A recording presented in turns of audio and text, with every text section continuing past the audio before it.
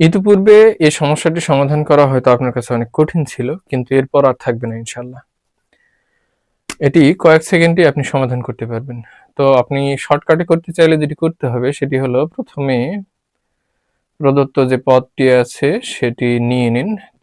প্রথম পদ মাইনাস করে নেবেন এবং সাধারণ অন্তর অর্থাৎ 5 থেকে বৃদ্ধি পেয়ে 3 বৃদ্ধি পেয়ে 8 হয়েছে, 8 থেকে 3 বৃদ্ধি পেয়ে 11 হয়েছে, অর্থাৎ সাধারণ অন্তর ছিল 3, সেটা দিয়ে আপনি ভাগ করবেন এবং পরে এর সঙ্গে 1 যোগ করে দিবেন।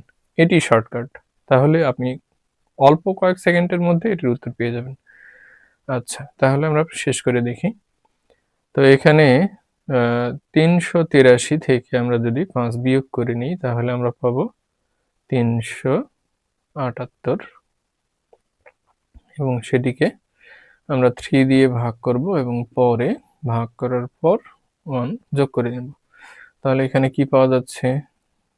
3 কে 3, 3 দ্বিগুণে 6, 1 থাকে এবং 1 + 8 18, অর্থাৎ 3 × 6 18, অর্থাৎ 126 পাওয়া যায়। এর সঙ্গে আপনি 1 প্লাস করে নেন, তাহলে আপনার কাঙ্ক্ষিত উত্তর বেরিয়ে যাবে।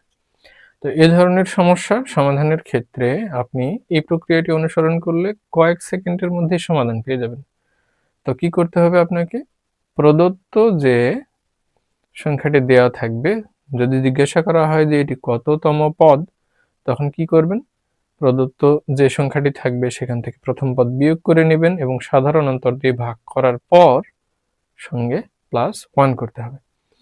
আমি এ ধরনের আরও 3টি সমস্যা আপনাদের সমাধানের জন্য দিচ্ছি, যাতে আপনার দক্ষতা অর্জিত হয় এবং আপনি এ ধরনের সমস্যার সম্মুখীন হলে সেটি খুব দ্রুত সমাধান করতে পারেন। আপনি সমাধান করে সেগুলোর উত্তর কমেন্টে জানিয়ে দেন। আমি নিশ্চয়ন করব যে আপনার উত্তরগুলোই সঠিক ছিল কিনা, এবং যদি সমাধান প্রয়োজন হয় আমাকে জানালে আমি আপনাদের সেটি সমাধান করে দেব।